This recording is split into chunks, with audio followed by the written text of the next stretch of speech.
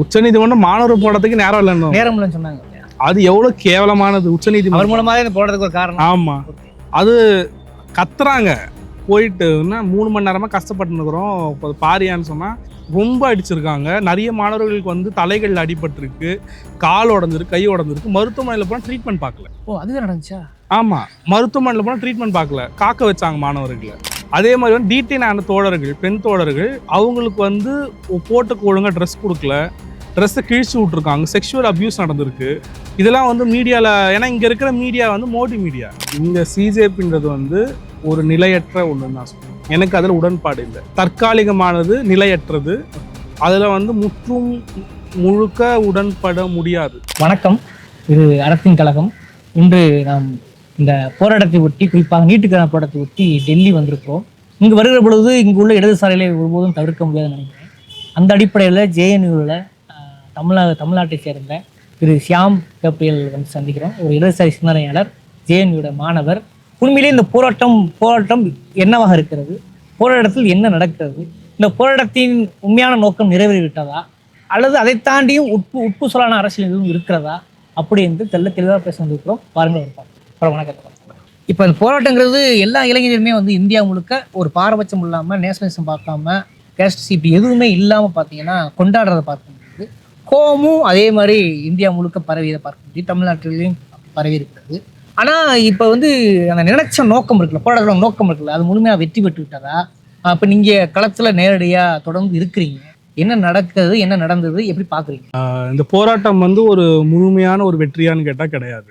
ஏன் வந்து கிடையாது அப்படின்னா வந்து 3 கோரிக்கைகள் வந்து பிரதானமான கோரிக்கைகளாக வச்சாங்க. ஒன்று வந்து தர்மேந்திர பிரதான் வந்து பதவி விலகணும், 2வது வந்து நேஷனல் டெஸ்டிங் ஏஜென்சியை வந்து ஸ்கிராப் பண்ணணும், 3வது வந்து அந்த உயிரிழந்த மாணவரோட குடும்பத்துக்கு வந்து தலா 1 கோடி ரூபாய் அந்த காம்பல்சேஷன் வந்து தரணும் அப்படின்னு இந்த கோரிக்கைகள்லாம் முன் வச்சு பண்ணாங்க.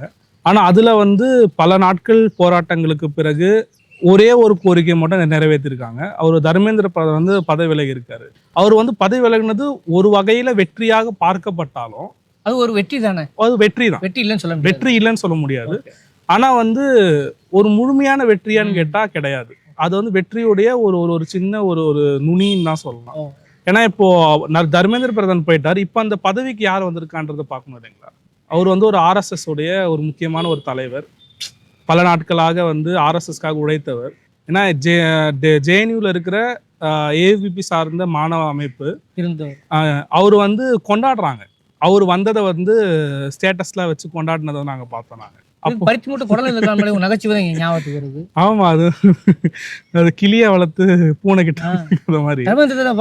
ஆமா, அவரே பரவாயில்லன்ற மாதிரி இருந்துச்சு. இப்போ இன்னும் கொஞ்ச நாள்ல வந்து வரப்போற பார்லிமெண்ட் செஷன்ல வந்து இன்னும் பல விதமான அமெண்ட்மெண்ட்ஸை வந்து கல்விக்கு எதிரான ஒரு திட்டங்கள்லாம் அறிவிக்க போற இந்த சூழல்ல அவர் பதவி விலகணும் வந்து அவங்க விருப்பப்பட்டு தான் பண்ணியிருப்பாங்களோ அப்படின்ற ஒரு கேள்வி வந்து விதைக்கிற மாதிரி தான் இருக்கு. ஏன்னா உண்மையாலே RSSக்காகவும் அந்த இந்துத்துவாக்காக உழைத்த ஒரு நபருக்கு வந்து இந்த ஒரு ஏற்புடைய இந்த பல மாற்றங்கள் வர சூழல்ல வந்து கொடுக்கணும்னு நினைச்சு, ஆமா, ஒரு ப்ரமோஷன் கொடுக்கணும்னு நினைச்சு இது வந்து ஒரு ஆட் ஆன் அதனால கொடுப்பாங்க அப்படின்ற மாதிரியான ஒரு இதான் கொண்டு வரதுக்காண்டி இது என்னைக்குமே வந்து முழுமையான வெற்றியாக லெஃப்ட்ல இருக்க ஜேஎன்யூ இருக்க தோழர்களே வந்து ஏற்றுக்க மாட்டாங்க. நேத்தினாதான் ஜேஎன்யூல வந்து நாங்கள் வந்து வெற்றி மார்ச்ன்னு சொல்லி ஒரு மார்ச் நடத்தியிருந்தாலும் அதுல பேசப்பட்ட விஷயங்கள் என்ன அப்படின்னா, இது வந்து முழுமையான வெற்றி கிடையாது. நம்மளோட முழுமையான வெற்றி வந்து எப்போ வந்து நேஷனல் டெஸ்டிங் ஏஜென்சி வந்து ஸ்கிராப் செய்யப்படுதோ, அதே மாதிரி தமிழகத்தில் வந்து நம்ம நீண்ட நாளாக ஒழிச்சிட்டு இருக்க அந்த கோரிக்கை வி நீட் பேன் நீட். ஏன்னா நம்ம இந்த இந்திய அரசாங்கம் எவ்வளோ ஃபேராக நடந்துக்கும்ன்றது 20ஆம் தேதி மார்ச்ல நம்ம பார்த்தோம். மாணவர்கள் வந்து மிருகத்தனமாக தாக்கப்பட்டாங்க, பெண் தோழர்கள் வந்து செக்ஷுவல் அபியூஸ் செய்யப்பட்டாங்க, சின்ன குழந்தைங்களை பார்த்தோம். ஒரு 9வது 10வது படிக்கிற மாணவர்கள் அவங்க போராட்டத்துக்கு வந்து கன்னத்தில் அறையப்பட்டாங்க, நிறைய பெண் தோழரோட துணிகள் கிழிக்கப்பட்டது. அது பெரும்பாலான செய்திகள் வந்து வரல. ஏன்னா வந்து இங்க இருக்கிற மீடியா வந்து ஒரு மோடி மீடியாவாக செயல்படுது. நிறைய தோழர்கள் வந்து டீடைன் பண்ண தோழர்களுக்கு வந்து துணிகள் கிழிக்கப்பட்டு மாற்று ஆடை கூட கொடுக்காத ஒரு நிலையை தான் நம்ம வந்து பார்த்தோம்.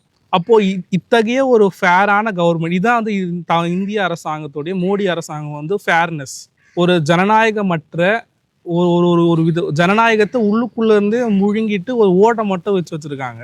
அவங்க கிட்ட இருந்து எப்படி நீங்க ஒரு ஃபேர் நீட்டை எதிர்பார்க்க முடியும்? அப்போ ஃபேர் நீட்டுக்கு வாய்ப்பே இல்லை, ஃபேர் நீட்டுக்கு வாய்ப்பு இல்லைங்கிறீங்களா? ஃபேர் நீட்டுக்கு வாய்ப்பே கிடையாது.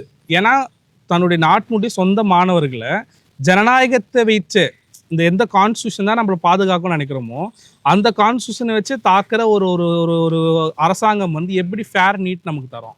அப்போ ஃபேர் நீட் என்பது ஒரு மாய பிம்பம் தான். நமக்கு வேண்டியது ஒரு பேன் நீட் தான் நமக்கு வேணும் அப்படின்றத இங்க இருக்கிற ஜெயினில் இருக்கிற மாணவர்களும் நேற்று வந்து விரிவா வந்து பேசினாங்க அப்படின்றத பார்க்கணும். ஆனா மோடி நேற்று வந்து பேசியிருக்காரு, மறுபடியும் சுயம்பா வந்து ஒரு வீடியோ போட்டிருக்காரு, செல்ஃபி வீடியோ போட்டிருக்காரு, கேமரா எல்லாமே பயன்படுத்தி போட்டிருக்காரு. நாங்கள் வந்து இதுக்கு தீவிரமான நடவடிக்கைகளை மேற்கொண்டிருக்கிறோம், நிச்சயமாக மாணவர் எதிர்பார்த்த அந்த மாற்றம் நிகழுங்கிற மாதிரி ஒரு நம்பிக்கை பூர்வமாக பேசியிருக்காரு. மாறாக இந்த போராட்ட பற்றின விமர்சன பார்வை எதுவும் பெருசாக வைக்கலையே.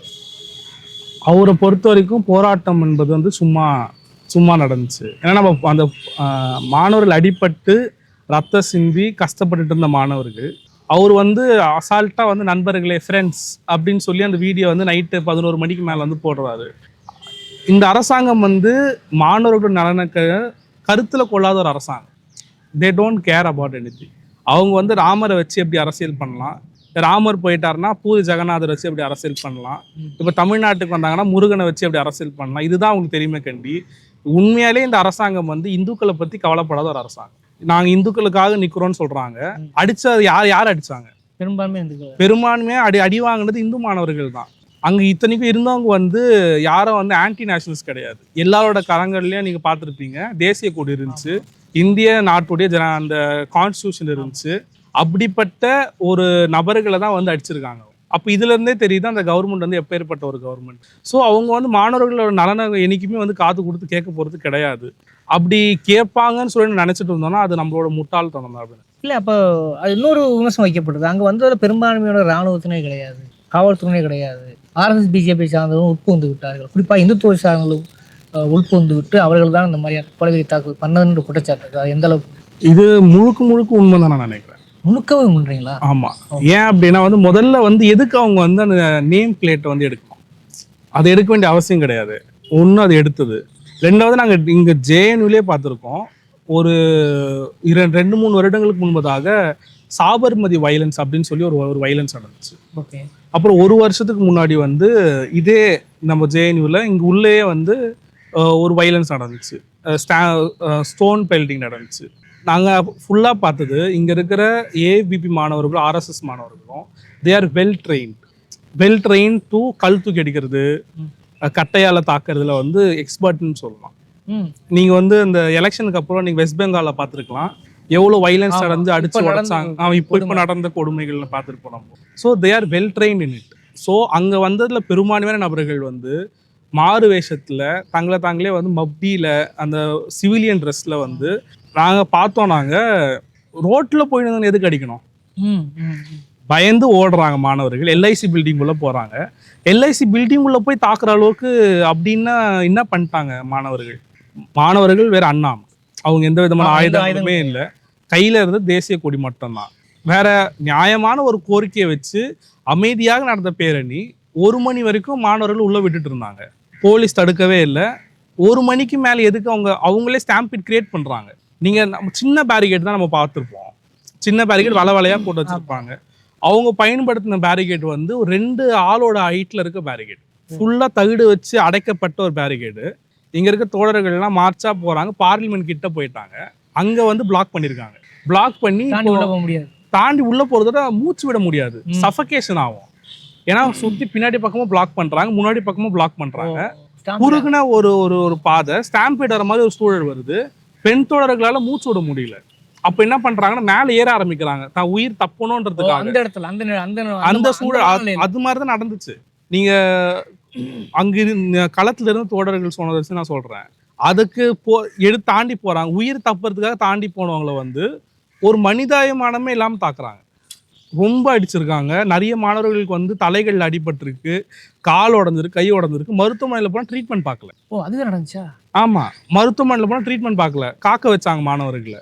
அதே மாதிரி வந்து டீடைன் ஆன தோழர்கள், பெண் தோழர்கள், அவங்களுக்கு வந்து போட்டுக்கு ஒழுங்காக ட்ரெஸ் கொடுக்கல, ட்ரெஸ்ஸை கிழிச்சு விட்ருக்காங்க, செக்ஷுவல் அப்யூஸ் நடந்திருக்கு.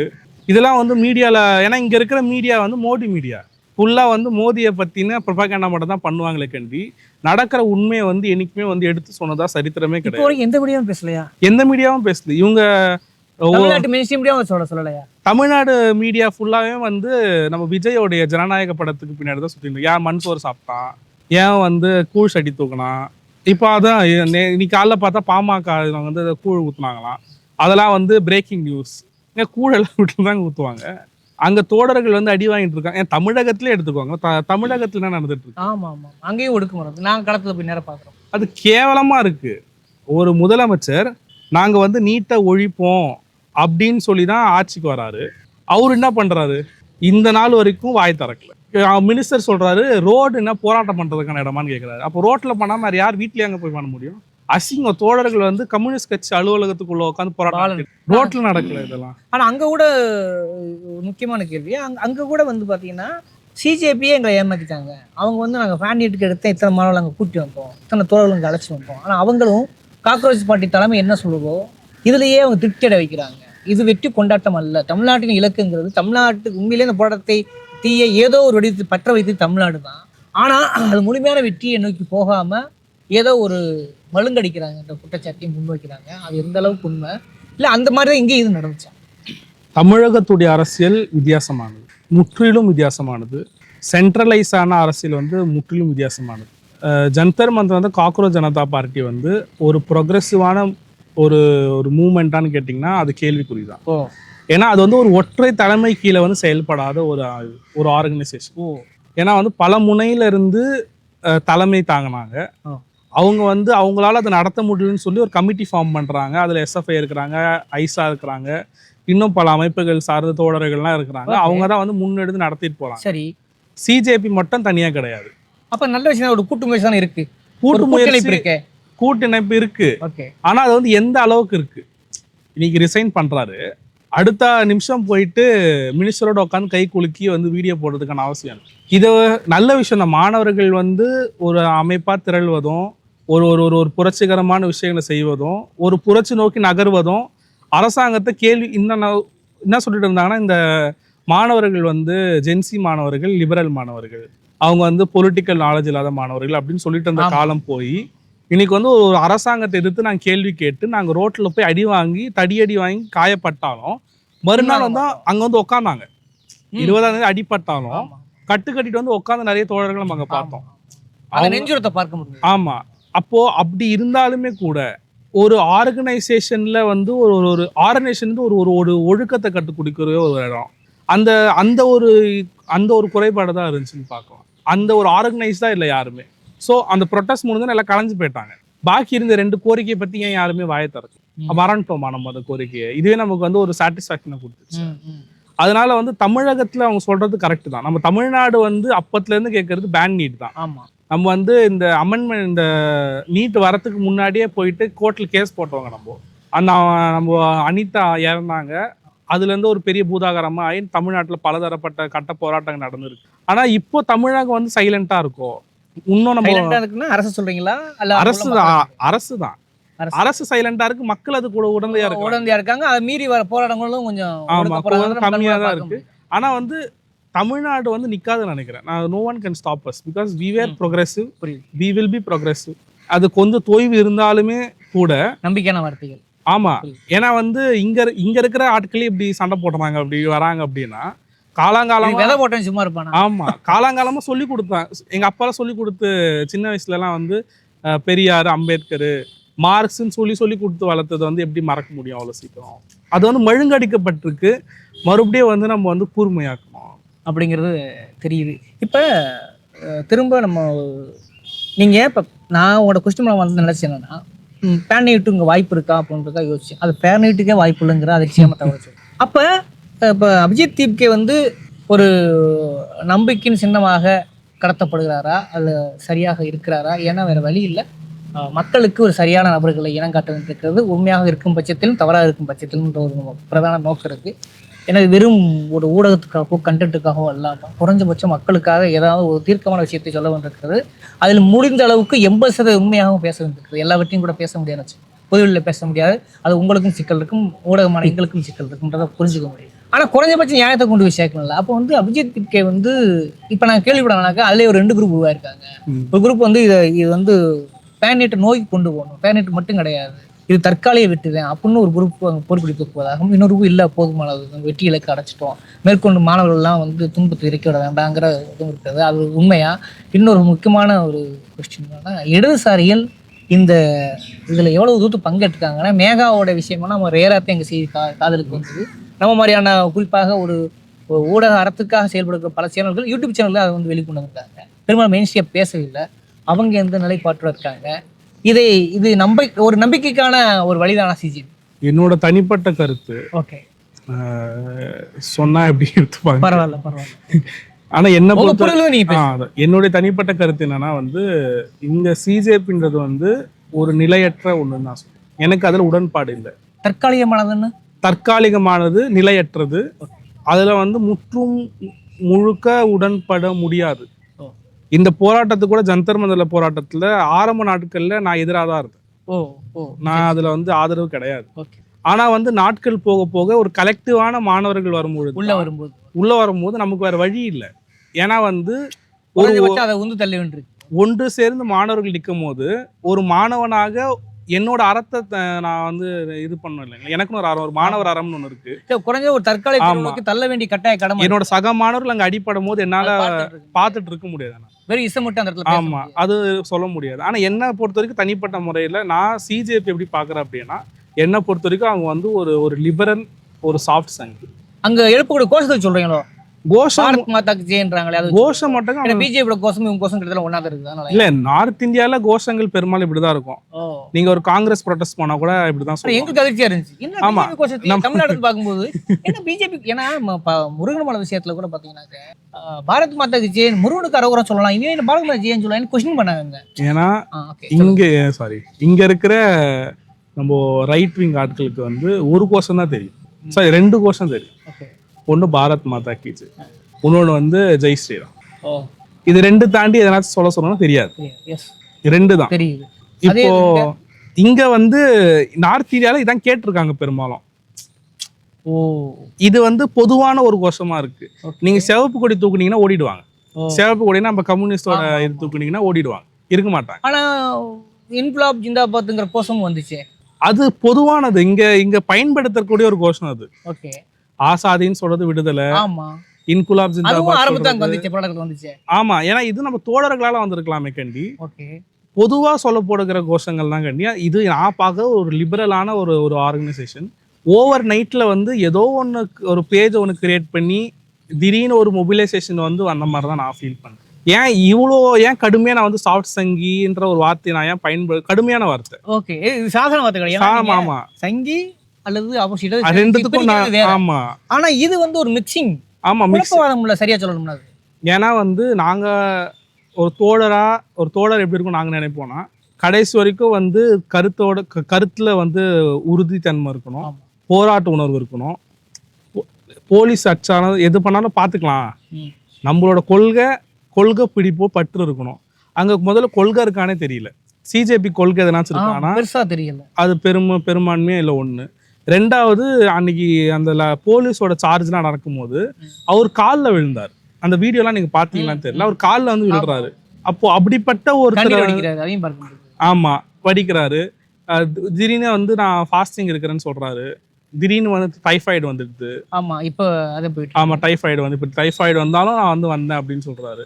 அப்போ வந்து இதெல்லாம் வந்து நான் எப்படி, இதெல்லாம் ஒரு டாட் இருக்கு, வந்து புள்ளிகள்லாம் நீ கனெக்ட் பண்ணி பாத்தீங்கன்னா எப்படிப்பட்ட ஒரு பிம்பத்தை வந்து அவர் மேல சொல்ற போது கடந்த காலம் குறித்து எனக்கு சில ஞாபகத்துக்கு வருது. அண்ணாசாரி வருகையா இருக்கட்டும், கெஜ்ரிவாலா இருக்கட்டும், அதோட ஒரு நீஷ் தான் நான் பாக்குறேன்.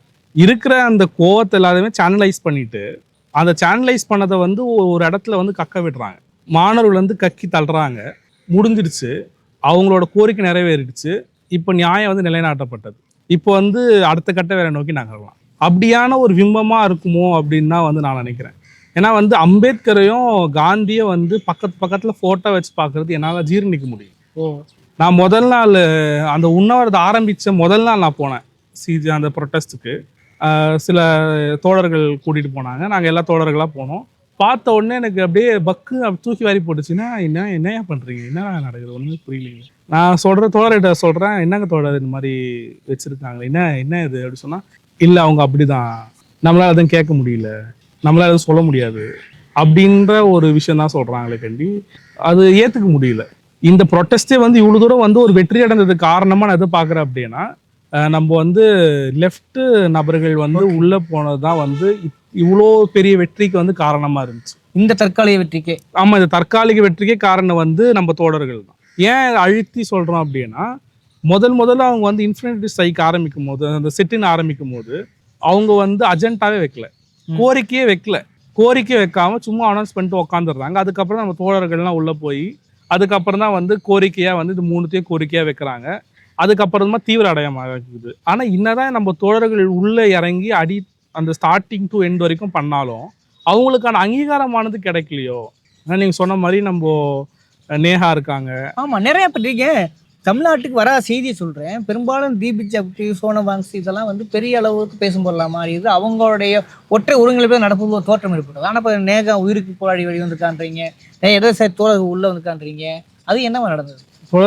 முதல்ல ஆரம்பிக்கும் போது ஒழுங்கா ஞாபகம் 7ஆ 8ஆன்னு தெரியல, சோனம் வாங்ஸுக்கு முன்னாடியே ஆரம்பிச்சிடுறாங்க. யாரு? நம்ம தோழர்கள். அப்படியா? ஓ, நம்ம ஐசா தோழர்கள் வந்து சோனம் வாங்ஸுக்கு முன்னாடியே ஒரே நேரத்துலயும் தெரியல ஆரம்பிச்சுட்டு உண்ணாவிரதம் வந்து முன்னெடுக்கிறாங்க. முன்னெடுத்துட்டு ஆரம்பிச்சிட்டாங்க. ஆனா அவங்கள எடுக்க கூடாதுன்னு சொன்னதா ஒரு செய்தி, எனக்கு உண்மையான்னு தெரியல அது. ஆனா வந்து அதையும் மீறி வந்து அவங்க தனியா ஒரு டென்ட் ஒன்று போட்டு அவங்க வந்து இன்ஃபினிட்டி ஸ்ட்ரைக் அந்த உண்ணாவிரதம் வந்து ஆரம்பிச்சிட்டாங்க. ஆரம்பிச்சு அவருக்கு இணையான நாடு 21 நாட்கள் கிட்ட அவங்களும் போனாங்க. நிறைய தோழர்கள் வந்து பாதிலேயே வந்து ஹாஸ்பிட்டல்ல வலுக்கட்டாயமா இழுத்துட்டு போனாங்க. நடந்துட்டு இருக்கும்போது. ஆமா, நடந்துட்டு இருக்கும். நம்ம தோழர்கள் தான். நம்ம தோழர் இதுக்கு மேல இருக்காதீங்க தோழர், வேணாம், உயிருக்கு ஆபத்து, டாக்டர்லாம் பார்த்து கூட்டிட்டு போய் ஹாஸ்பிட்டல் அட்மிட் பண்ணி 2-3 நாள் கழிச்சு வந்த தோழர்கள் இங்க ஜேஎன்யூ தோழர்கள் தான் இருக்கிறாங்க, ஜேஎன்யூல தான் இருக்கிறாங்க. ஆனா அவங்கள பத்தின செய்திகள் வந்து வெளியே வரல. அதே மாதிரி நல்லா ஏன் அவங்கள வந்து நான் சாஃப்ட் சங் லிபரல் சொல்றேன் அப்படின்னா இன்னொரு காரணம் இருக்கு. நம்ம அருந்ததி ராய் வந்தாங்க, மாணவர்களை பார்க்க வந்தாங்க. அதுக்கப்புறம் நிவேதிதா மேனன் வந்தாங்க, நிறைய லெஃப்டிஸ்ட் ப்ரொஃபசர்ஸ் வந்தாங்க, முக்கியமான தோழர்கள் வந்தாங்க. அதுக்கப்புறம் நிறைய நபர்கள் வேற வேற மாநிலங்கள்ல இருந்து வந்தாங்க. அதெல்லாம் வந்து அவங்க பேஜ்ல உங்களால பார்க்க முடியுங்களா? இவங்க வந்தாங்க. அருந்ததி வந்தாலும் தெரியாது. நீங்க சொல்லிட்டு அப்ப நானே தெரியல. உண்மையிலே தெரியாது இல்ல, அவங்க வந்தாங்க. அதெல்லாம் எதுக்கு சிஜேபி அவங்களோட பேஜ்ல ஏன் போடல? இதே மற்றவங்க யாராச்சும் வந்தாங்க, ஒரு செலிபிரிட்டி வந்தாங்க அப்படின்னா அதெல்லாம் போடுறீங்க இல்லைங்களா? இன்னைக்கு நாங்கள் அப்டேட்னு போடுறீங்க. அப்போ இந்த நபர்கள்லாம் வந்தது நீங்கள் ஏன் போட மறுக்கிறீங்க? அப்போ இது யாருக்கான ஒரு ஏஜென்சி? ஆனால் இன்னொன்று அவங்க என்ன பயப்படுறாங்க அப்படின்னா, நார்த் இந்தியாவில் வந்து லெஃப்டிஸ்ட்னாலே வந்து ஒரு ஆன்டி நேஷனலிஸ்ட். இப்போ ஜேஎன்யூ வந்து எங்கெல்லாம் எப்படி சொல்லுவாங்கன்னா டுகுடே கேங் பேரு என்ன அது வந்து பிரிவினைவாத கோஷ்டி. இது வந்து நாங்கள் இப்போ பிரிவினை பண்ணுறவங்க, நாங்கள் வந்து காஷ்மீர் தனியாக வேணும், நாங்கள் அசாம் எங்களுக்கு தனியாக வேணும் அப்படின்னு நாங்கள் வந்து பிரிவினை பண்ணுறவங்க டுகுடே அப்படின்னு சொல்லுவாங்க. அப்போது அந்த பேர் அவங்களுக்கு வந்துடக்கூடாது. அதனால அவங்க மீண்டும் எதுக்கு ஜனகணம் போடுறாங்க, நேஷனல் ஆந்தம் போடுறாங்க, வந்தே மாதரம் போடுறாங்க, அந்த நான் தேசப்பற்ற தூண்டக்கூடிய பாடல்கள்லாம் ஏன் போடுறாங்க அப்படின்னா முக்கியமான காரணம், நாங்கள் தேச விரோதிகள் கிடையாது, நாங்க வந்து nationalist, we are not anti nationalist அப்படின்ற பின்பத்தை உருவாக்குனாதான் பொதுமக்கள் வந்து கலந்துப்பாங்க. ஏன்னா தோழர், நம்ம வந்து நீங்க கம்யூனிஸ்ட்னு சொன்னா யாரும் வரமாட்டாங்க. ஏன்னா கம்யூனிஸ்டுகளை வந்து இந்த அரசாங்கம் கையாடுற விதம் வேறு. இதே நாங்க எங்க தோழர்கள்லாம் சேர்ந்து ஒரு மார்ச் பண்ணோம். எப்படின்னா நம்ம இவருக்கு ரோஹித் விமலா ஆக்ட் வேணும்னு சொல்லிட்டு ஒரு மார்ச் பண்ணோம். ஜேஎன்யூ வாசல்ல தாண்ட முடியல. பல 50 மாணவர்கள் வந்து டீடைன் பண்ணப்பட்டாங்க. 5-8 பேர் அறிக்கை வந்தது. ஆமா, ரொம்ப அதிசயமா இருந்ததுன்னா டெல்லி பல்கலைக்கழகம், ஜேஎன்யூ பல்கலைக்கழகம் அந்த போராட்டத்தில் யாரும் பங்கு கொள்ளக்கூடாது, அப்படி பங்கு கொண்டா சட்ட ஒழுங்கு நடவடிக்கை எடுக்கப்படும். ஏன்னா இங்க நாங்க உள்ள பண்ண போராட்டத்துக்கே வந்து எங்களை வந்து அரெஸ்ட் பண்ணி எஃப்ஐஆர்லாம் போட நாட்கள்லாம் உண்டு. அந்த கேட்டை தாண்ட விடாம பண்ணது பிரச்சனை எல்லாம் பண்ணாங்க. அப்ப எங்களை காவல்துறை கையாண்ட விதம் வந்து அக்ரெசிவா இருந்துச்சு. ஆனா அவங்கள வந்து கையாண்ட விதம் வித்தியாசமா இருந்துச்சு. முதல்ல அந்த ப்ரொட்டஸ்ட்க்கு அனுமதியே வந்து எடுத்த உடனே கொடுக்குறாங்க அவங்களுக்கு. இதே நாங்க போய் கேட்டாலும் தரமாட்டாங்க. எடுத்த உடனே எப்போ காலி பண்ணலாம் தான் பார்ப்பாங்களே கண்டி, இதெல்லாம் கொடுக்க மாட்டாங்க. அவங்க எடுத்த உடனே வந்து அனுமதி தராங்க. அது நல்ல விஷயம் தான், அனுமதி கொடுத்தனால அவங்க அப்படின்னு சொல்ல முடியாது. ஆனா அவங்க செஞ்ச செயல்கள் வந்து ஒரு முழுமையான ஒரு திருப்தியை தரல. பல இடங்கள்ல வந்து தோழர்கள் வந்து மதிக்கப்படலை. அவங்கள பற்றின செய்திகளே வெளியில் வரல, அவங்களாம் இருந்தாங்களானே தெரியாத அளவுக்கு முழுக்க முழுக்க ஃபோக்கஸ் வந்து அந்த அந்த 4 நபர்கள், ஸ்போக்ஸ் பர்சன் சொல்லக்கூடிய 4 நபர்கள், அதுக்கப்புறம் அந்த நிறுவனர், அவங்கள சுற்றியே தான் இருந்துச்சே கண்டி அதை தாண்டி மற்றவங்களோட முகங்களை வந்து அவங்க காட்ட விடலையோ அப்படின்றதான் அப்படித்தான் பார்க்க முடியுது. இப்போ இறுதி என்ன ஒரு கேள்வி என்னன்னா, இந்த நான் சொல்றது லிபரலாகவே கூட நீங்கள் சொன்னக்கூடிய விமர்சனம் உட்பட்டே கூட மீண்டும் இனிமேல் இப்படியான போராட்டங்கள் வலுப்படுவதற்கான வாய்ப்பு இருக்கிறதா? குறிப்பாக ஏன்னா தமிழ்நாட்டில் ஸ்டாப் ஆகலை, சிஜேபியே புறந்தளிட்டு ஸ்டாப் பண்ணி திரும்ப தொடர்றாங்க. குறிப்பாக அங்கே உள்ள திரைக்கலைஞர்கள் முதற்கொண்டு மார்க்சிய, பெரியாரிய, அம்பேத்கரிய அமைப்புகள் என்ன சின்ன சின்ன நட்புறங்கள் இருந்தாலும் கூட ஒற்றை குரல் உடைக்கிறப்ப ரஞ்சித்தோட பார்த்துருப்பீங்க. ஆளும் அரசியை கூட விமர்சிக்காமல் இருந்தவர் விமர்சிக்க தொடங்கி இருக்கிறார். வெற்றிமாறன் போன்ற பொறுப்புள்ள இயக்குநர்கள் வந்து களத்துக்கு நேரடி வருகிறார்கள். மாணவர்களாக பின்னாடி உட்கார்ந்துருப்பதை காட்சியெல்லாம் பார்க்குறீங்க. அதுபோல் நடிகர் பிரகாஷ் இங்கோட வந்து பண்ண பார்க்க முடிஞ்சிச்சு. ஏதோ ஒரு நம்பிக்கை ஒளி குறைஞ்சபட்சம் தூரத்தில் இருந்தாலும் அதை மங்க விடாமல், அணைய விடாமல் காப்பாற்றும் பொறுப்பு தமிழகத்துக்கு இருப்பதாகத்தான் நான் புரிந்து கொள்கிறேன். அங்கு வசிப்பதால் களத்தில் நான் எல்லாத்தையும் செய்திகள் சேர்ந்து அதை உள்ளதை உள்ளோடி பார்ப்பதாக சொல்கிறேன். அது வாரியான குறைஞ்சபட்சம் நான் சொல்றது தமிழ்நாட்டு அளவுக்கான ஒரு 100% தொடர்ச்சியை நோக்கி போக வேண்டியது அவசியம் இல்லை. அந்த தற்காலிகமான ஒரு போராட்டமாவது திரும்பவும் தொடரவோ வாய்ப்பு இருக்கிறதா? ஏன்னா நேற்று கூட பேரணி சொன்னாங்க, திரும்ப பார்த்தா நாங்கள் கவர் பண்ணுறக்கா போயின்னா ராணுவம் குவிக்கப்பட்டிருந்தது, ராணுவ வாகனம் குவிக்கப்பட்டிருந்தது. அப்போ இந்த நீங்கள் சொல்கிற இந்த லிபரல் குறைஞ்சபட்சம் ஓரளவுக்கு ஒரு லிபரல் அணுகக்கூடிய நாங்கள் தேசவாதிகள் தான் என்று காட்டிக்கொண்டு அவர்கள் ஒத்துழைத்து, அவர்களுக்கு திருப்திக்கு ஒத்துழைத்து வரக்கூடிய போராட்டங்களாக நீங்களுக்கான வாய்ப்பு இருக்கா? என்ன சொல்லுவார்? கண்டிப்பாக தொடரும் தான் நினைக்கிறேன். இது வந்து முற்று பெறாதுன்னு நினைக்கிறேன். தொடரும். ஏன் அவ்வளோ உறுதி, ஏன் இந்த தொடரும் அப்படி ஏன் உறுதியாக சொல்கிறேன் அப்படின்னா, நான் என்னதான் லிபரல் சாஃப்ட் சைன்னு சொல்லியிருந்தாலும் அந்த நபர்கள்லாம் ஒரு காலத்தில் வந்து இந்த அரசாங்கத்தை முழுக்க மோடியை வந்து கடவுளாக பார்த்த நபர்கள். இங்க நார்த் இந்தியாவில் பாக்குறீங்க. ஆமா, இந்த நார்த் இந்தியாவில் மோடி வந்திருக்காங்க. ஆமா, பிஜேபி ஓட்டு போடுறாங்க. ஆமா, வந்திருக்காங்க. இங்க நார்த் இந்தியாவில் வந்து மோடி வந்து ஒரு கடவுள். மோடி எதிர்த்து கேள்வி கேட்கக்கூடாது.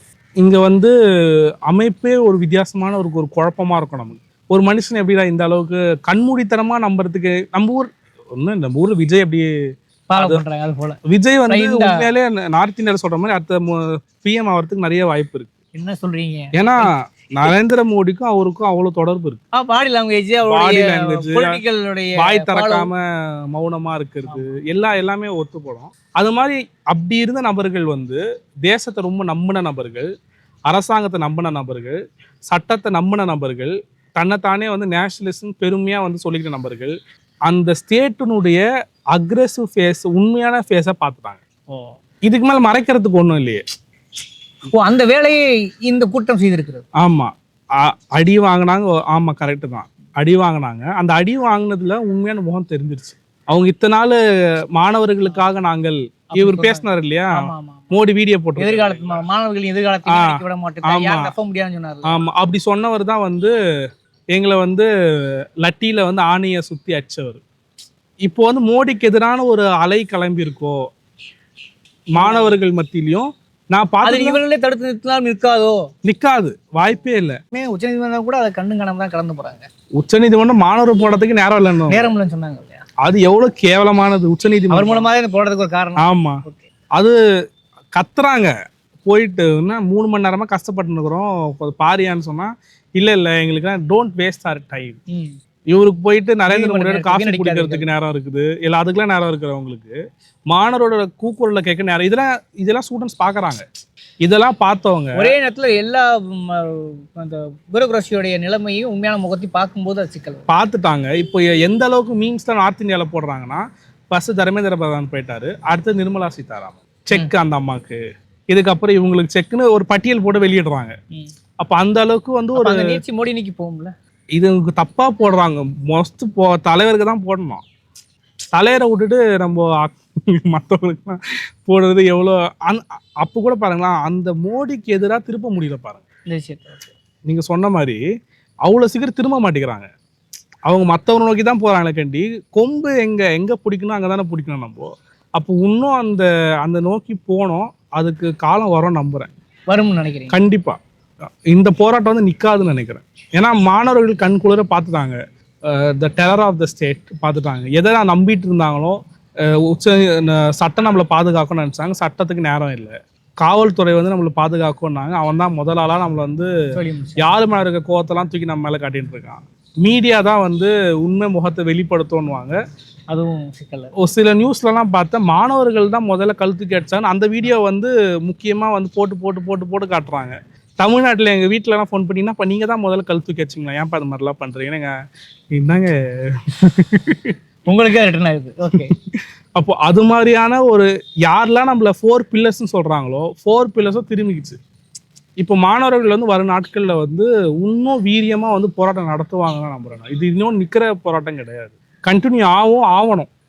இங்கே ஆகுதோ இல்லையோ தமிழகத்துலனாச்சு தொடர்ந்து அந்த கூக்குரல் வந்து இருந்தால் தான் வந்து, ஏன்னா தமிழகம் வந்து எல்லா இடத்துலையும் மௌனம் காக்குது. இன்னும் அந்த பிஎம் அந்த ஸ்ட்ரீம் அந்த சிபிஎஸ்இ அது இருக்கு, அதுக்கு இன்னும் ஒரு எதுக்குமே வாய் திறக்க மாட்டேங்கிறாரு. அரசு சொல்றீங்க? அரசு தான் சொல்றேன். மற்றவங்க நம்ம பேசிட்டு தான் இருக்கோம். நம்ம எல்லாரும் நம்ம பேசுறத காது கொடுத்து கேட்கறதுக்கு இன்ஸ்டாகிராமுக்கு நேரம் இல்லை. இன்ஸ்டாகிராம் ஃபுல்லா அவங்க ரீல்ஸ் போட்டு பாக்குறாங்க. உட்காந்து ஒருத்தங்கிட்டையும் இதான் இப்பதான் தமிழக உருவாக மாநிலம், இப்பதான் அவங்க முதல் ஒரு பெண் அமைச்சர், முதல் பெண் அமைச்சர், முதல் தலித் அமைச்சர், 7 சொல்றாங்க 7 தலித் அமைச்சர் என்ன பண்ணாங்க? ரஞ்சித் அவங்க கொஸ்டின் பண்ணிருக்காருல்ல, 7 தமிழ்ல வன்னியர் சார் அவர் யாருங்க யாருக்கு அரசியல் தெரியும், யாருக்கு வீதிக்கு வந்தா அது யார் 7 பேர் காட்டுங்களேன். அவருக்கு முதல்ல பேர் தெரியுமா, சிஎம்க்கு பேர் தெரியுமா 7 பேர்? அப்போ அந்த மாதிரி ஒரு கவலைக்கிடமான ஒரு நிலையில இருக்கு. அப்போ இந்த மாதிரியான ஒரு சூழ்நிலையில தமிழகத்துல இருக்க மாணவர்கள் வந்து இன்னும் விழிப்போடு இருந்து, ஏன்னா அரசை கேள்வி கேட்க வேண்டிய ஒரு நிலைமையில இருக்கிறோம். கேள்வி கேட்கல அப்படின்னா அரசு வந்து படிஞ்சிரும், எங்கன்னா நம்ம சென்ட்ரல் கவர்மெண்ட் பணிஞ்சிரும். அப்புறம் 10 நிமிஷம் உள்ள ஆபத்து அங்கேயும் வர வாய்ப்பு இருக்கு, வந்துடுச்சுன்னு நினைக்கிறேன் நான். ரைட் ஆல்ரெடி அப்படித்தான் போயிட்டு இருக்க மாதிரி. ஏன்னா நீ என்னைக்குனாச்சும் நான் இத்தனை நாள்ல நான் பார்த்தேல ஏவிபி காரங்களாம் தமிழ்நாட்டில் இருக்காங்களானே தெரியாது. முதல்வரை பார்த்து மனு கொடுத்தாங்களே. ஆமா, அவரு உடனே வந்து அந்த பேரை பேரை மாத்திட்டாரு இல்லையா? ஆமா, பேரையே மாத்திட்டாரு. அதெல்லாம் கரெக்டா பண்ணுவாரு. அப்போ அந்த மாதிரியான ஒரு சூழ்நிலை தமிழகத்துல இருக்கு. அது இன்னும் ஆபத்தா போகுமோ? அப்போ இவங்களாம் நம்ம கட்டி காத்த அந்த ப்ரொக்ரெசிவ்னஸ் வந்து ஒரு பின்னோக்கிய தன்மைக்கு போயிடுமோன்னு தான் பயமா இருக்கு. இப்போ இதுக்கு மட்டும் சுருக்கம் பேசனோட போதுமானது என்னன்னா, இப்போ தமிழ்நாட்டிலையும் கிட்டத்தட்ட நீ சொன்னக்கூடிய அந்த லிபரலிஸ்ட் அதிகமாயிட்டாங்களோ, அரசியல் அற்றவர்கள் தலைமுறை இடைவெளி கூடிவிட்டதோ அப்படிங்கிற ஒரு சூழலையும் பார்க்க முடியுது. அதே சமயத்தில் மாணவ ரீதியாக அரசியல் வயப்பட்டவர்கள் தொடர்ந்து எஸ்எஃப்ஐ போன்றவர்கள் தொடர்ந்து காலத்தில் நிற்கிறாங்க. அவங்க இந்த சிஜேபி வேண்டாங்கிற இடத்துக்கு தள்ளி சொல்கிறாங்க. எங்க இந்த லிபரலாவது கொஞ்சம் நீடிக்கும்ன்ற ஒரு இதை சொல்கிறீங்க. இப்போ அங்கேயும் கிட்டத்தட்ட ஒரு லிபரல் ஆதிக்கம் இருக்குது, இங்கேயும் லிபரலான ஒரு சூழல் இருக்கும்போது இந்த ரெண்டும் பொருந்தக்கூடிய வாய்ப்புகள் இருக்கிறதா? தமிழ்நாட்டுக்கு நீங்கள் என்ன செய்தி சொல்ல விரும்புறீங்க? இது என்னவாக முடிய வாய்ப்பு, இது என்ன சொல்ல? நார்த் இந்தியா வந்து வீழ்ச்சிக்க ஆரம்பிச்சிருச்சுன்னு நினைக்கிறேன். இங்க லிபரல் நம்ம சொன்னாலும் இங்க இந்த லிபரல் இங்க விழிப்புணர்வு தான். ஆமா, சரியா, விழிப்புணர்வு. ஓகே, விழிப்புணர்வு மட்டும் இல்லாமல் இங்க இருக்கிறவங்க வந்து லெஃப்ட் நோக்கி நகர்த்தப்படுறதுக்கான ஒரு சூழல் வந்து உருவாயிருக்கும். ஏன்னா இங்க இருக்க தொடர் கடுமையா வந்து உழைக்கிறாங்க. அவர்களை வந்து பக்குவப்படுத்துறதுல, அமைப்புல வந்து அமைப்பு ரீதியா வந்து இணைக்கிறதுல வந்து அவங்க ரொம்ப மும்முரமா இருக்கிறாங்க. தமிழகம் ஆனா வந்து தேஞ்சுக்கிட்டு போதும்னு பயமா இருக்கு. இவனுங்க போடுற ஸ்டேட்டஸ்லாம் பார்த்தா பக்குன்னு இருக்கு. பொறுப்புள்ள பயம். எனக்கு என்னன்னா, தேர்தலுக்கு அப்புறம் தமிழகத்துக்கு நான் வரல, எனக்கு வர பயமா இருக்கு. எனக்கு ஒண்ணு நம்ம வாய் சும்மா இருக்கணும், வாய் சும்மா இருக்காது, சண்டை போடுவோம், கைதுகள் வேற தொடர்ந்து போயிட்டு இருக்கு. ஆமா, சும்மாவே பேசுவேன் நான், இதுதான் மோசம். அது ரெண்டாவது என்னன்னா, நடந்துக்கிற விதம் சரியில்லை. தமிழகத்துல ஊழலை ஒழிச்சுட்டாங்க, எல்லாம் பண்ணிட்டாங்க, இன்னும் ஊழல் போய்கிட்டு தான் இருக்கு. கரண்ட் இல்ல, இதெல்லாம் கேள்வி கேட்க வேண்டிய மாணவர்கள். அவரும் பெரியாரும் அம்பேத்கர், அது அவருக்கு வேற வழி இல்லைனால போட்டிருக்காரு. தமிழ்நாட்டுல வந்து பெரியார் இல்லாம வியாபாரம் ஆகாது. பெரியார் எல்லாருக்கும் வேணும். பெரியார் பிடிக்குதோ உங்களுக்கு பிடிக்கலையோ, பெரியார் இருந்தால் தான் தமிழகத்துல ஓடும். அதனால பெரியார். அம்பேத்கர் வந்து தலித் ஓட்டு வேணும் அவருக்கு, அதனால அம்பேத்கர். மற்ற 3 பேர் எதுக்கு வச்சுக்கிறாருன்னு அவருக்கே தெரியாது. அதை எதுக்கு வச்சிருக்காங்க உண்மை. இது எதுக்குன்னா, இதெல்லாம் எதுக்கு சொல்றான், எதுக்கு வச்சிருக்காருன்னு அவருக்கே தெரியல. அவரோட அமைப்புல இருக்க மாணவர்களுக்கே வந்து இவங்களை பத்தின ஒரு புரிதல் இல்லை. அப்போ இங்க நார்த் இந்தியாவில் இருக்க லிபரல்ஸ் சொல்ற மாணவர்கள் அவங்க வந்து முற்போக்கு அடைஞ்சிட்டு வராங்க. ஆனா தமிழகத்தில் இருக்கவங்க தேஞ்சுக்கிட்டு போறாங்கன்னு பயமா இருக்கு. அப்போ தமிழகத்துக்கு சொல்லக்கூடிய செய்தி என்ன அப்படின்னா, அங்க இருக்க மாணவர் அமைப்புகள், தமிழகத்தில் இருக்க மாணவர் அமைப்புகள், அப்புறம் நம்ம டிஎம்கே அவங்க பண்ண தவறிய ஒரு விஷயத்தினால விளைவு தான் இது. அவங்க மாணவர்கள் அமைப்பை தடுத்தது வச்சு அவங்க மாணவர் அமைப்பை இல்லாம போனது. கண்டிப்பா பெரியாருன்னு நீங்க பேசினா கூட அந்த கொள்கையில கொண்டு போய் சேர்க்காமல் தலைமுறை, கண்டிப்பா அதுக்கு முக்கியமான காரணம் அது அவங்கதான் பொறுப்பு ஏற்றுக்கணும். அந்த பொறுப்புணர்ச்சியை புரிஞ்சுக்கிட்டு அவங்க இப்போ செயல்பட்டு மாணவர் அமைப்பை வந்து தயார்படுத்தணும். ஜென்சி டிஎம்கேன்னு ஆரம்பிச்சிருக்காங்க. ஆனால் அது இவங்க பண்ணுறதுக்கு ஈக்குவலாக இருக்குது. அவங்க கூட அரசியல் படுத்த அவங்கள காமெடி பண்ணி ரீல்ஸ் போடுறது அது அரசியல் கிடையாது. அரசியல் புரிதலை உண்டாக்கணும். நம்ம கம்யூனிஸ்ட் சொல்லர்கள்லாம் வந்து வகுப்பு எடுப்பாங்க. நாளை வகுப்பு அட்டன் பண்ணி கொஞ்ச நாள் தெளிவு பெற்றிருக்கோம். நம்ம அது மாதிரியான கொள்கை ரீதியான அமைப்பு வகுப்புகள் நடத்துறது அது மாதிரியான விஷயங்கள் தான் மாணவர்கள் மறுபடியும் வந்து ஒரு ஒரு வீழ்ச்சியிலேருந்து ஒரு நீட்சி கொண்டு போவோமே கண்டி. இல்லைனா வந்து ரொம்ப கஷ்டம் நினைக்கிறேன். அப்போ தமிழகத்தில் இருக்க மாணவர் அமைப்புகள் அரசியல் உண்மையாலே தமிழகத்தை காக்க நினைக்கணும், தமிழகத்தை நாங்கள் ப்ரொடெக்ட் பண்ணணும்னு நினைக்கிறவங்க மாணவர் அமைப்புகளை உருவாக்கி அதை எவ்வளோக்கு எவ்வளோ வலுப்படுத்துகிறோமோ, கொள்கைகளை மாணவர்களை கொண்டு போய் சேர்க்குறோமோ, அதுதான் வந்து நம்ம தமிழகத்தோட வருங்காலத்தை வந்து முடிவு செய்ய போகுது. ஏன்னா இப்பயே வந்து பார்த்தீங்கன்னா நிறைய இன்வெஸ்ட்மெண்ட்லாம் போய்கிட்டு இருக்கு. ஒரு மாதிரியான ஒரு சுச்சுவேஷனில் தான் தமிழகம் இருக்குது. ஆனால் இது தொடர்ந்துச்சுன்னா ரொம்ப கஷ்டம். அது கஷ்டமாக இருக்குது.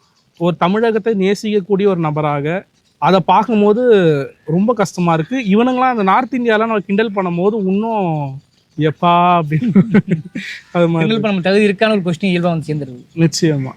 அப்போ ஒரு காலத்தில் நம்மளை அப்படி பார்த்தாங்க. இப்போ நம்மளை போகும்போது நீங்களா சினிமாக்கார கோஷ்டியான்னு கேட்குறாங்க. அந்த கொஸ்டின் கேட்குற மாதிரியாவா? அது மாதிரியான ஒரு நிலைமையில தான் வந்து தமிழகம் இருக்குது. ரொம்ப கஷ்டமாக இருக்குது. மாறும் ஒரு மாற்றம். அவர் சொன்ன மாற்றம் என்ன மாற்றம்னு தெரியல. ஆனால் அவர் சொன்ன மாற்றம்லாம் வராதுன்னு நினைக்கிறேன். அது மாற்றம் இல்லை ஏமாற்றம். அப்போ எது மாற்றமோ அந்த மாற்றம் அதை நோக்கி போகும். அதே மாதிரி இது இங்கே உள்ள சூழலே அதை நோக்கி போகுமா? இங்கே இருக்க சூழல் ஒரு ப்ரொக்ரெசிவாக போகணும்னு ஒரு நம்பிக்கை இருக்குது. ஏன்னா இப்போதைக்கு இருக்க சூழல் வந்து அப்பேற்பட்ட ஒரு நிலையை தான் உருவாக்குது. போனோம். இங்கே இருக்கிற அமைப்புகள் அதுக்கு ரொம்ப அயராது உழைக்கிறாங்க. பீகார்லாம் குண்டடிப்பட்டா கூட போராட்டங்கள் தொடர்ந்துகிட்டு இருக்கு. அது ஒரு பெரிய விஷயம். ஆமாம். அத்தகைய ஒரு சூழல் தான் நார்த்தில் இருக்குது. நம்ம சவுத் இந்தியாலையுமே வந்து அத்தகைய ஒரு சூழல் உருவாகும் நம்புறீங்க. ஓகே, நம்ம வந்து இது வெறும் ஒரு பேட்டிக்கான உரையாடல் மட்டும் இல்லாமல் எல்லா பக்கங்களும் உள்ள முரண்கள், அரசியல் கட்சிகள் உள்ள முரண்கள், தத்துவம் ரீதியான சில பிளவுகள், லிபரல்ஸ், இந்த மாதிரி கலவையாத்தான் பேசியிருக்கோம். நோக்கம் ஒன்று தான், ஏதாவது ஒரு வகையில் மக்கள் விழிப்படைய வேண்டும், உண்மையான அரசை தேர்ந்தெடுக்கணும். உண்மையான அரசை தேர்ந்தெடுப்பதில் எந்த சமரசமும் இல்லாத ஒரு அரசியல் பார்வை வேண்டுங்கிற ஒரு அடிப்படையில் அந்த உரையாடல் நினைக்கிறேன். உங்களுடைய அதாவது சாட்சி மலையிலான ஒரு பார்வையை மக்களின் பார்வைக்கு விட்டுவிடுகிறேன். விவாத சூழலில் அதுவும் டெல்லியில் ஜேஎன்யூவில் எங்களுக்கு வந்ததே உண்மையிலே ஒரு சந்தோஷம். உங்களை போன்ற மாணவருடைய பேச்சுங்கிறது எங்களுக்கு மேற்கொண்டு ஒரு நம்பிக்கை அளிக்கிறது. உங்களுடைய பேச்சை அப்படியே வெறுப்பு இல்லாமல் மக்களின் பார்வைக்கு விட்டு விடுகிறேன். விவாத சூழலில் அறக்கலத்து நேரம் ஒதுக்கி